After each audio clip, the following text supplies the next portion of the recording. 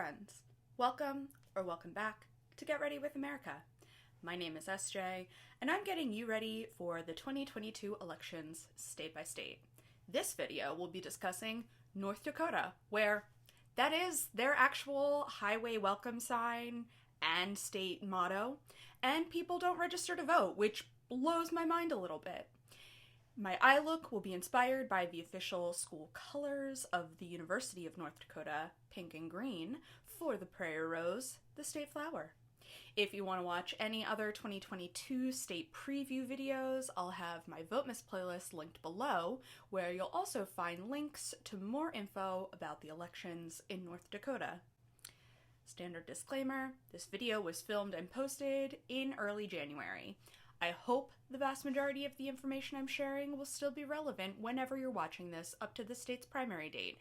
But candidate filing only just started in North Dakota, so something in this video could be outdated at this point.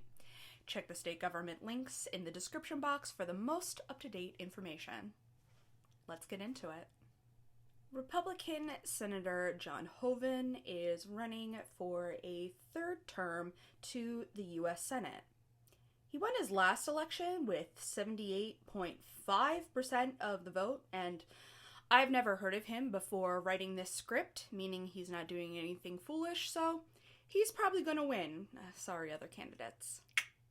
There's one at-large congressional district represented by Republican Kelly Armstrong, who seems to be running unopposed at the moment, so I guess we'll move on. The longtime Republican Attorney General and Secretary of State are both retiring this year, opening up spots for the next Republicans, basically. The AG race is apparently going to be crowded, but the first to file paperwork is former U.S. Attorney and Lieutenant Governor Drew Wrigley. Everyone who files for either position are going to tussle with each other for the formal party endorsement at convention, which just gets them the party line and a reprieve from collecting ballot signatures. They will still have to tussle with each other for the actual nomination from the primary vote. At the moment, this is all just speculatively exciting, according to the local political columnist in Grand Forks, so we'll see what happens as candidates continue to file to be on the ballot.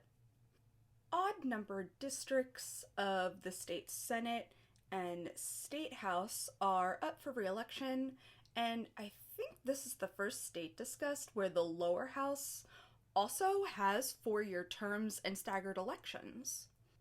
Republicans have a sizable majority in both houses, but apparently there's some inter-party drama between the traditional and far right-wing ends, and too much bickering may or may not lead to some Democratic gains.